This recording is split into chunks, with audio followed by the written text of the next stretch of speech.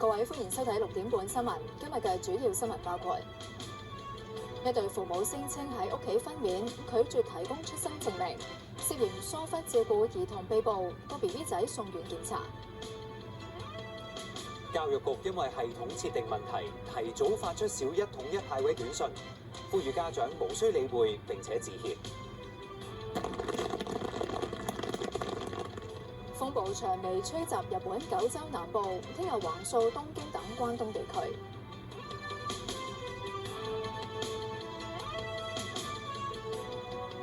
睇詳細內容，一對父母聲稱喺屋企分娩，但就拒絕提供證明。個 BB 仔出世2個月仲未攞出世紙。警方以涉嫌疏忽照顧兒童拉咗2個人，並將個 BB 仔送院檢查。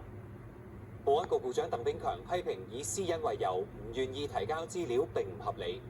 先睇下事件嘅經過。